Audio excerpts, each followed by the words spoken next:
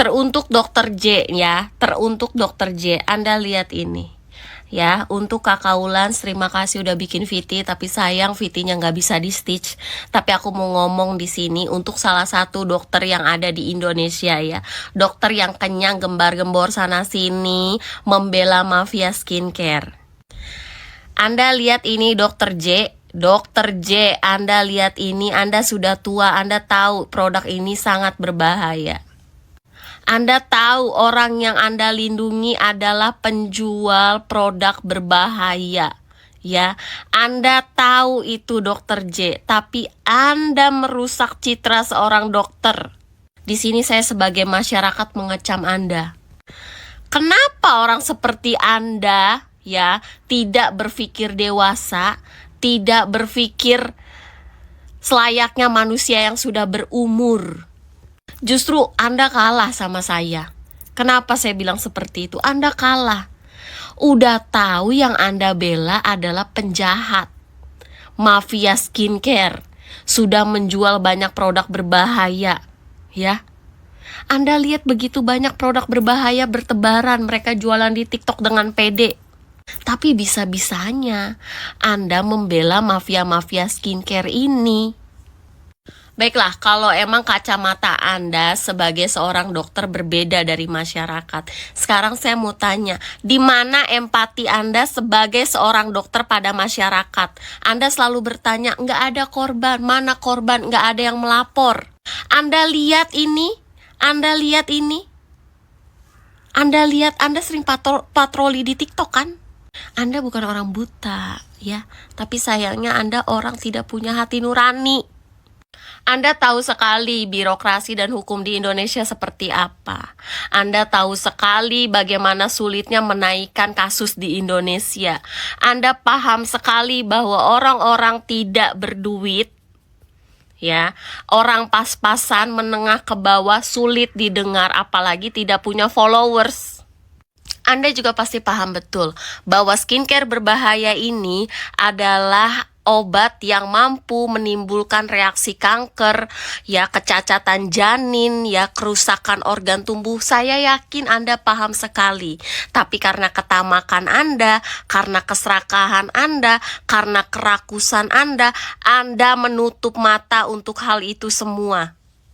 Sudah banyak sekali ya korban skincare ini.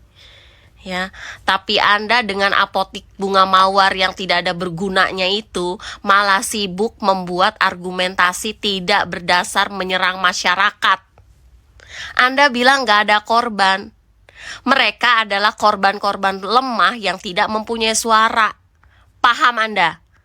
Ya, jangan sampai karena Anda sudah tua ini, Anda berperilaku seperti itu, Anda tidak mendapat hormat seumur hidup. Ya, masyarakat Indonesia nggak semuanya bodoh dan bisa dibodohi. Ya, Anda harus mengerti yang Anda lawan ini masyarakat. Ya, masyarakat. Bukan cuma doktif, bukan cuma orang-orang yang membela masyarakat, kebenaran untuk masyarakat. Tapi masyarakat sendiri yang Anda lawan. Ya. Jadi kalau mulai detik ini Anda menjadi public enemy, jangan salahkan doktif. Ya, karena sudah terlihat jelas di sini Anda bukan orang yang memperjuangkan kebenaran, tapi Anda memperjuangkan mafia-mafia penjahat yang tamak dan rakus harta yang menumbalkan masyarakat. Untuk Dokter J, Anda nggak pantas menjadi seorang dokter. Anda menghina kedokteran itu sendiri. Anda menghina instansi kedokteran itu sendiri. Bukan untuk melindungi masyarakat. Anda melindungi owner-owner yang tamak harta. Nah, kalau hari ini Mbak Nul mau bukan menggosip ya, tapi kayak menguak fakta yang sangat, ini apa sih kalau mau segitunya dapat komisi ya nggak harus gitu-gitu juga gitu loh para afiliator ya.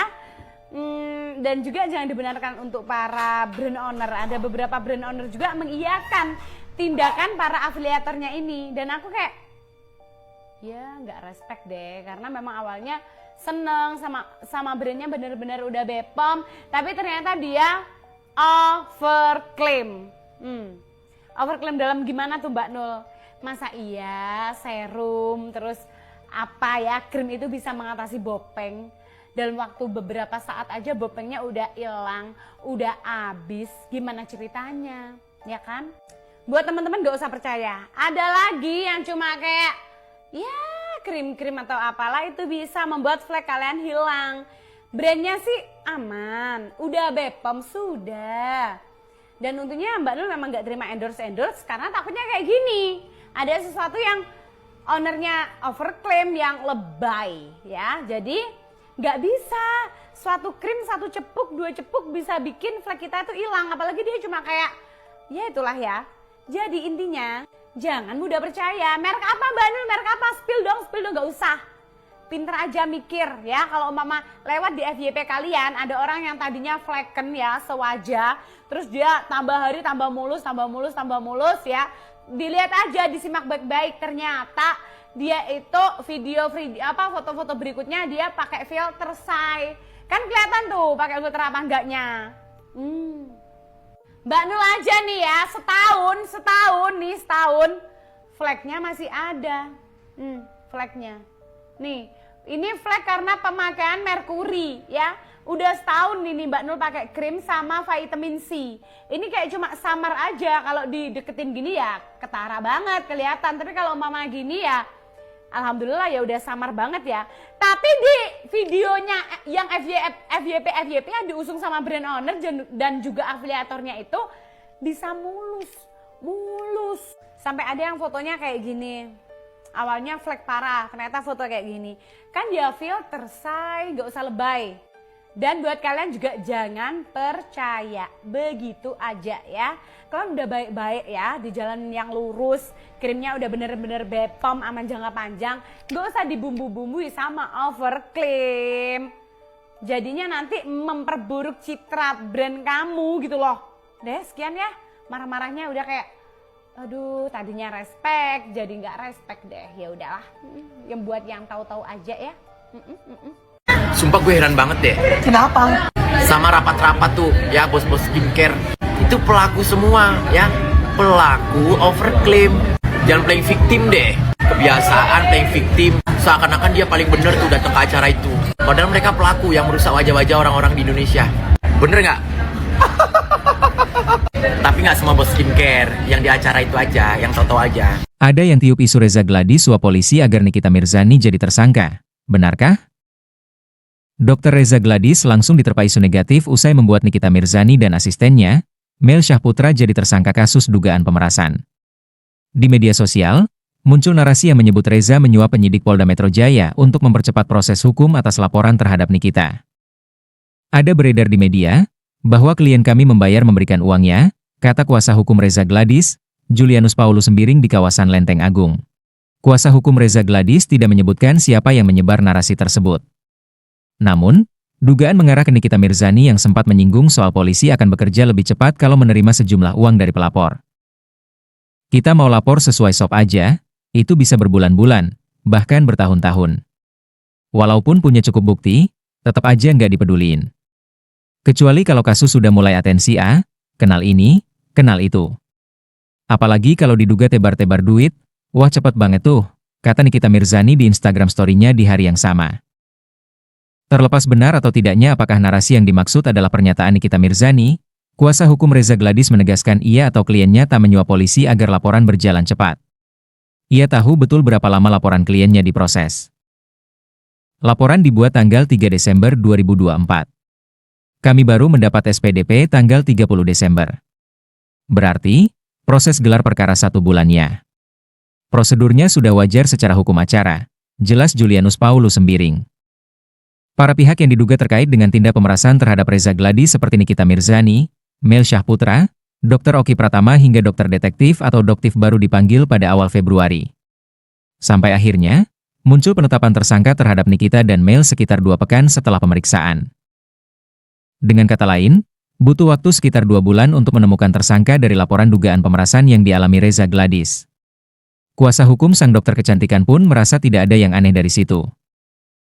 Ditambah lagi, Reza Gladys diklaim punya bukti yang diyakini membuat Nikita Mirzani tidak bisa mengelak lagi. Karena itu, Nikita jadi tersangka bukan karena suap, melainkan bukti-bukti sahih. Buktinya sangat terang benderang, bukan obscure libel. Kalau yang pemeriksaan perkaranya bisa sampai tahunan, mungkin itu karena obscure libel. Buktinya kabur, ucap Julianus Paulus Sembiring. Nikita Mirzani dan Mel Syahputra sendiri dikenakan pasal 27B ayat 2 dan pasal 45 ayat 1 UU nomor 1 tahun 2024 tentang ITE dengan ancaman 6 tahun penjara, pasal 368 KUHP tentang pemerasan dengan ancaman 9 tahun penjara, serta pasal 3, 4 dan 5 UU nomor 8 tahun 2010 tentang tindak pidana pencucian uang dengan ancaman 20 tahun penjara. Saya Sarah Saukia, saya salah satu korban, ibu pimpinan korban dari dokter detektif ini. Jadi setelah barang saya yang direview yang katanya overclaim, dan saya sempat di barangnya juga sempat dimanipulasi, ada satu kejadian yang membuat saya janggal. Detektif ini memberitahu saya bahwa memaksa saya untuk review barang itu katanya disuruh dengan Komisi DPR, Komisi 9. Di sini boleh nggak saya mendengarkan voice note-nya, bahwa katanya di sini dia mengancam saya, katanya ini dia mereview produk saya karena disuruh dengan Komisi 6 dan 9. Dia memaksa saya untuk mereview produk tersebut karena itu udah suruhan dari Komisi 9. Saya ada ditekan, boleh nggak saya dengarkan? Silakan. Tunggu, lo korban, dokter pelaku. Terus customer lo apa? Korban-korban lo apa? Yang lo jual overclaim, produk bohong, overprice, ya. Membuat lo semakin kaya, membuat kita yang biasa-biasa aja semakin miskin dan tidak ada hasilnya apa-apa. Membuat lo semakin kaya, membuat lo semakin sukses.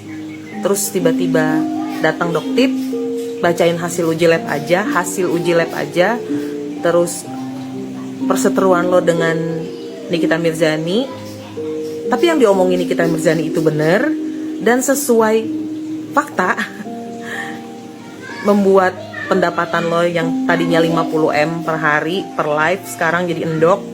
Terus lo bilang lo korban. Lo korbannya korban di mana? Sela Saukia. Oh come on. Bukannya lo udah nikmat. Lo udah nikmat. Dalam tanda kutip, lo sudah memeras masyarakat dengan produk-produk lo yang bohong, produk-produk lo yang overpriced, produk-produk lo yang lebay, produk-produk lo yang sebenarnya seperti yang gue selalu bilang, gue memang tidak pernah membeli produk lo, bahkan tidak tertarik sama sekali. Beberapa produk ya, bukan cuma produk lo doang. Produk XS, satu lo, kedua RG, ya produknya Reza Gladys, yang ketiga DRL, Dr. Richard Lee, terus satu lagi ya, produknya Davina. Itu gue jujur, gue tidak pernah tertarik walaupun gimmick kalian tuh luar biasa banget. Ya, karena apa? Pribadi kalian yang gue lihat. Kalau kalian punya salah, ya sudah, minta maaf, perbaiki, kan selesai. Jangan ngajak ribut orang, jangan ngelabrak orang, jangan lapor sana sini, jangan kesannya malah kalian yang korban. Loh, kalian itu pelaku, korban kalian tuh banyak, nggak 1-2 ya. Kalau kalian ngaku kalian korbannya si Doktip, kalian bukan korbannya Doktip. Banyak kok, banyak owner-owner yang sudah direview sama Doktip dan hasilnya itu gak bagus, bahkan beracun, bahkan ada HQ-nya dan segala macam. Seperti mungkin mohon maaf ya, ownernya Cindy Samuel, tapi dia perbaiki tuh, dia datang baik-baik, dia bukan minta maaf sama Doktip, tapi dia minta maaf sama masyarakat. Dia datang ke BPOM baik-baik, dia tahu dia bakal rugi, tapi dia kan mau bisnisnya panjang, dia nggak mau ribut. Pribadi yang kayak gitu, yang orang mau balik lagi buat beli, ya. Tapi kalau pribadinya kayak elu pada, ya, yang 4 orang tadi, itu serem sih menurut gue. Produk 4 orang tadi, yang lawan, ya, yang nyerang, yang segala macam, coba dilihat, nggak ada masyarakat yang respect sama pribadi kalian kecuali bujer-bujer itu ya, gue nggak tahu. Mungkin bujer kah? Mungkin masyarakat yang literasinya minim lah, yang bodoh lah, yang apa, gue nggak ngerti deh.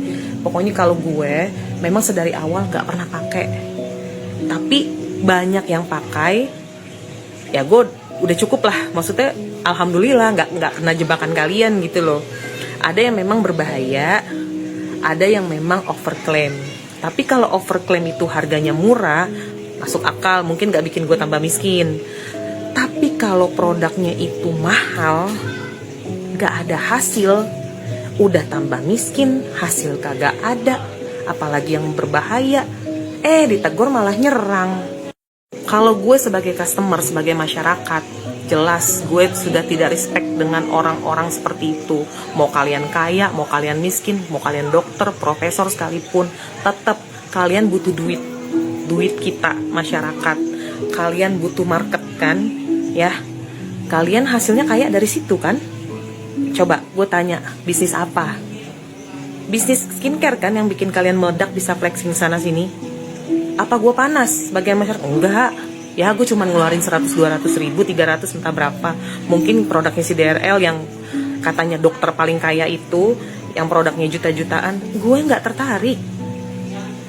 Entah gue nggak ada duitnya, entah gue cerdas atau bodoh, tapi emang jelas kan hasilnya nggak ada gitu. Gue mendingan produk-produk lokal, brand-brand besar yang ketahuan dan harganya itu memang nggak memeras gitu loh. Hasilnya pun walaupun tidak gong, tapi gue juga nggak nyesek dada gue gitu kan. Jadi sebenarnya yang korban tuh siapa, Sela? Yang korban tuh banyak customer elu, reseller elu yang mesti minta maaf. Jadilah pribadi yang baik, suami, istri, karyawan semua. Rekrut orang-orang yang ahli gitu loh di bidangnya. Kan lo uangnya banyak. Kalau lo tidak ahli di bidangnya, bisnis ini, ya lo sampaikan orang yang ahli, lo bayar orang, lo hire orang gitu loh. Jangan ngelabrak orang. Itu cuma baca hasil lab. Salahnya tuh di mana? Karena kalau gue pribadi untuk bayar lab itu kan mahal. Gue nggak ada uang. Tapi gue terbantu dengan Doktip, Dokter Oki, dengan reviewers lain yang mungkin ada juga ya.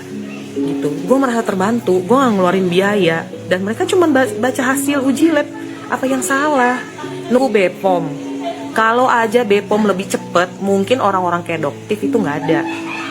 Karena responsibility-nya tuh lelet. Emang iya kok. Coba kalau misalkan BPOM lebih awal, tahun-tahun lalu gitu, lebih berkoar-koar, nggak ada sampai korban banyak yang mukanya pada gosong-gosong gitu, ya mungkin dokter nggak keluar kali. Di balik kepentingan bisnis, persaingan bisnis dan segala macem, ya semua orang berhak untuk berbisnis lah ya. Tapi yang gue suka tuh, ya seneng aja dia suka rela mengeluarkan biaya yang lumayan untuk hasil uji lab, dan gue merasa terbantu. Itu aja. Gue sebagai masyarakat merasa sangat terbantu gitu. Dan gue mendapatkan itu dari Doktip, Dokter Oki, Dokter Ekles, dan lain-lain. Gue terbantu gitu. Terima kasih banget. Tapi dibalik mereka ada kepentingan pribadi, masalah bisnis, itu gue nggak melihat ke situ ya. Memang mereka pembisnis, mau gimana? Mereka ada yang sama-sama dokter, sama-sama pembisnis. Tapi kan untuk gue pribadi ini sangat menguntungkan, dan sangat gue merasa sangat dilindungi gitu ya, sebagai customer, sebagai masyarakat gitu loh. Jadi tersangka ya nggak ada masalah. Tapi kira-kira kalau sampai bayangin ada orang yang datang ke kamu terus bilang gua peres lo harus bayar 5 miliar. Tapi kamu malah jawab, waduh kak bisa kurang gak kak, 4 miliar aja, itu penyicil. Terus si pemerasnya dengan baik hati bilang ya udah deh boleh, tapi jangan lupa ya yang penting tepat waktu aja bayarnya. Loh, ini pemerasan atau arisan ya?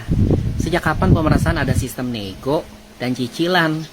Lebih absurd lagi yang katanya jadi korban malah menjadi pihak yang pertama kali ngubungin si pemeras. Biasanya kan orang yang diperas panik, takut, langsung telepon polisi. Ini kok malah kayak ngajak meeting bisnis. Jadi kalau emang bener pemerasan guys, harusnya ada unsur paksaan dan ancaman yang nyata. Tapi kalau sampai ada negosiasi, kemudian pembayaran bertahap, ini lebih mirip transaksi jual beli ketimbang pemerasan. Nah, udah kelihatan kan kenapa dia nyogok ngasih 4M. Oh ternyata jahanam ya skincare-nya. Bisa di stikernya bisa dibuka, BPOM, nomor BPOM-nya beda, ya kan, produknya satu. What the fuck? Lu pinter, lu licik ya, tapi lu nggak bakal bisa keluar dari kejahatan ini. Tanggung jawab nggak lu, Reza? Ya, ada playing victim tuh yang pura-pura baik.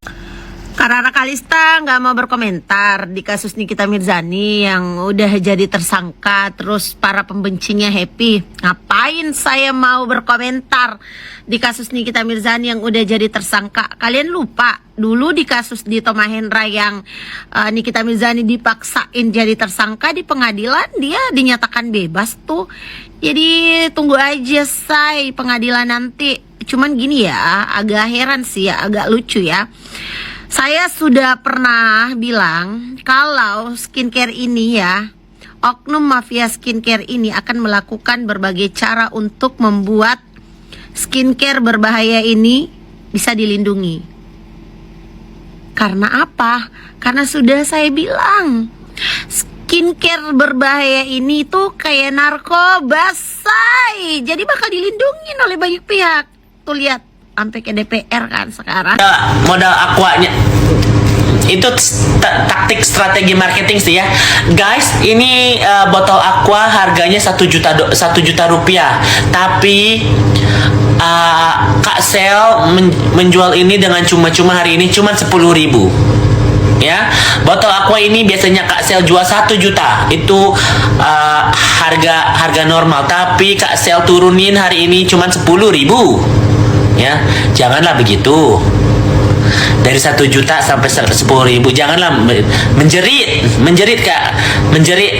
Itu hak dagang ya, jangan membodoh. Nah, itu haknya dia, tapi bener nggak apa yang dia lakuin? Kayak begitu guys, membohongi masyarakat, ya kan? Tapi itulah, itu cuman ya aku sebagai netizen yang di apa.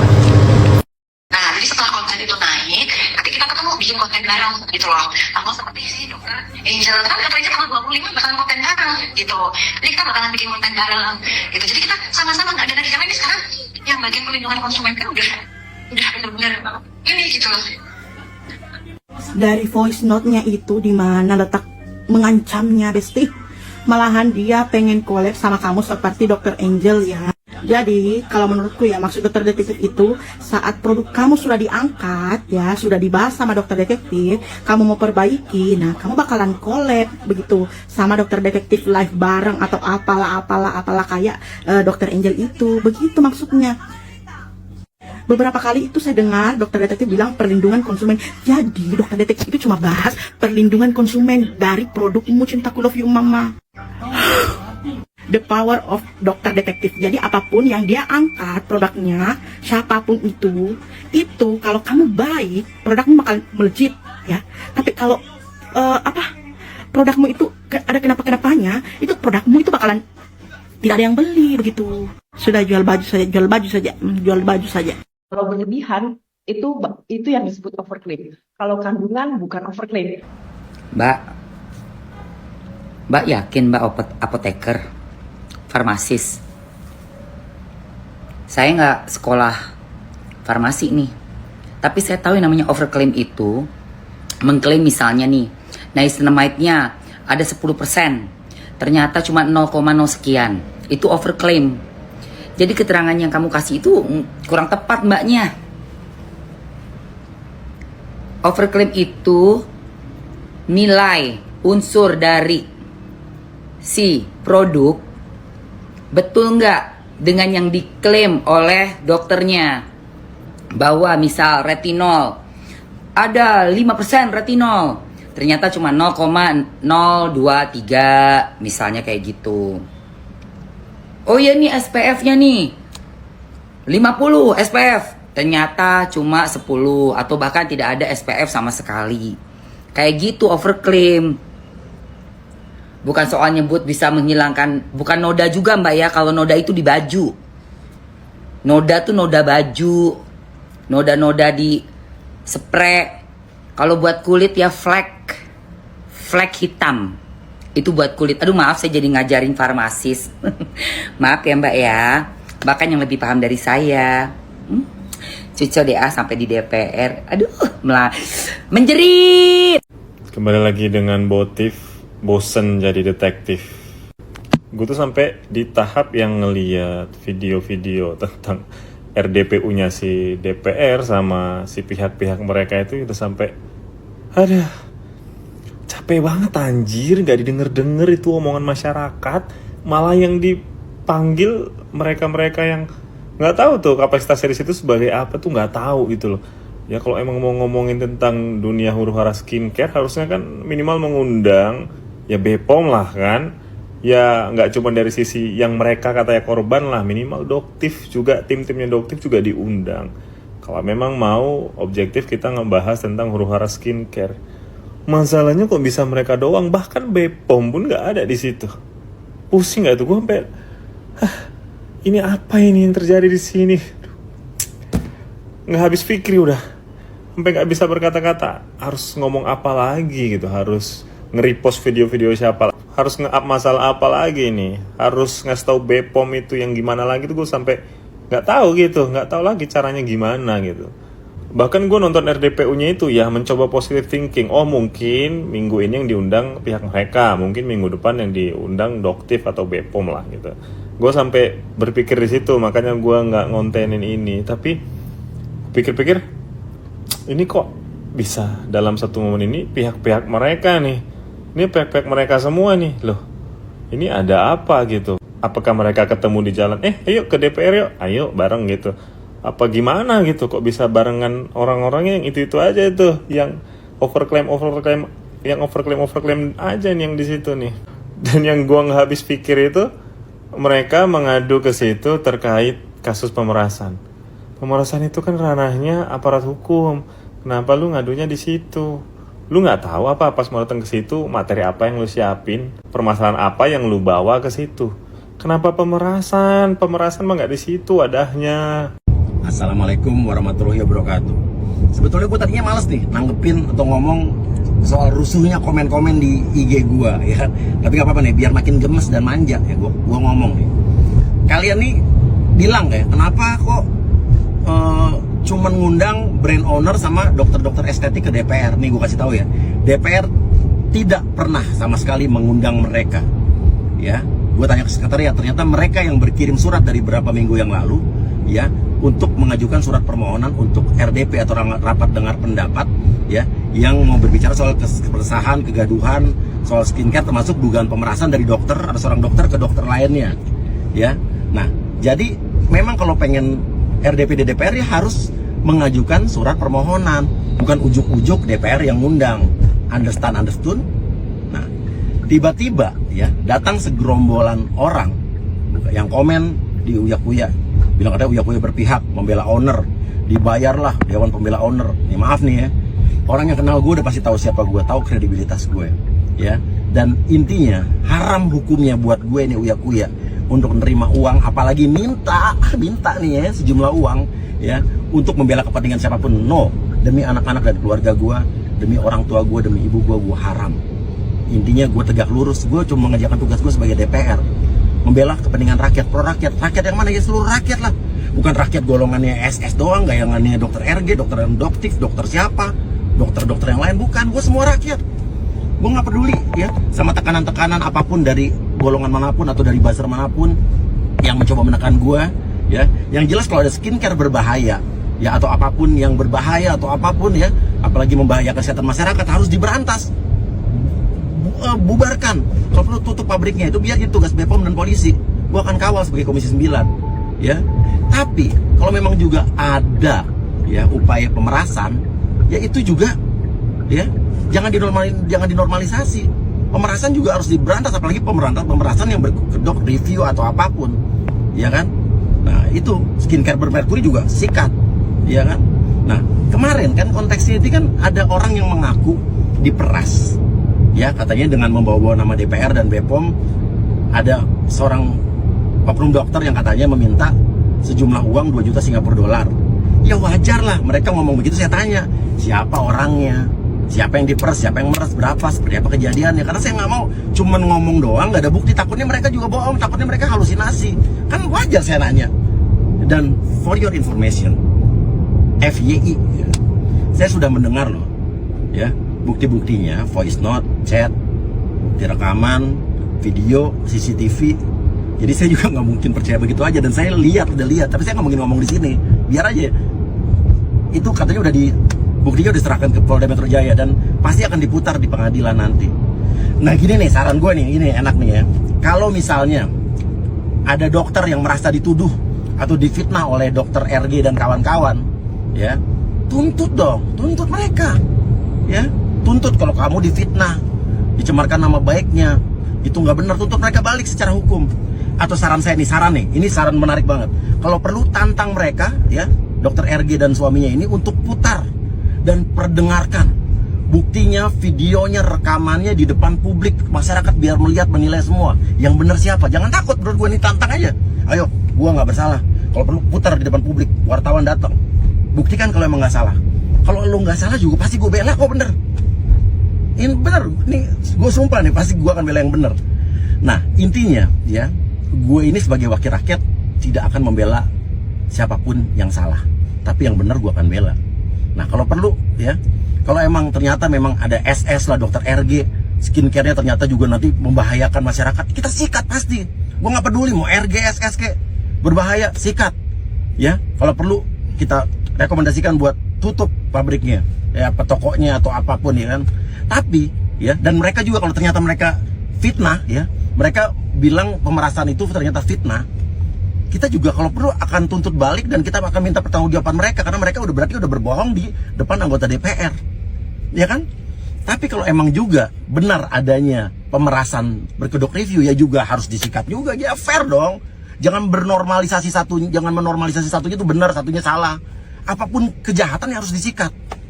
Nah, gue tahu kalian menyerang saya ini karena kalian kecewa kan, saya dianggap tidak sejalan sama idola kalian dan bertujuan mungkin saya kata-katain buat saya diem. No way ya. Saya ada di jalan yang lurus untuk masyarakat keseluruhan, bukan cuman golongan tertentu doang, bukan cuman golongan pembela SS, dokter RG lah, dulu bukan golongan pembela dokter T, dokter S, siapapun, bukan. Silakan ajukan surat permohonan ya ke DPR melalui prosedur yang berlaku kalau memang dirasa perlu. Dan intinya sekali lagi ya, skincare berbahaya harus kita hajar, tapi pemerasan juga harus kita hajar kalau benar. Ya, no nego-nego. Saya nggak akan goyah dan nggak bisa dipengaruhi oleh kepentingan apapun. Silakan bully saya, I don't care. Dan satu lagi, kita jangan cuma terjebak dalam kasus ini aja. Kasus skincare masih banyak. Saya punya data bahwa banyak pabrik-pabrik rumahan yang juga memproduksi skincare berbahaya tanpa izin BPOM dan beredar di e-commerce. Saya punya datanya, nggak usah jauh-jauh di luar kota, luar Jawa, di Jabodetabek aja ada. Saya tantang kepolisian dan atau BPOM, siapa duluan yang akan menyikat mereka. Ya, saya akan apresiasi kalau polisi duluan, saya akan apresiasi kepolisian. Kalau BPOM duluan, saya akan apresiasi BPOM. Kalau perlu dua-duanya sama-sama. Kita kasih waktu, kalau mungkin tantangan 2 minggu ini ada nggak yang menangkap pabrik-pabrik rumahan tersebut. Itu juga jangan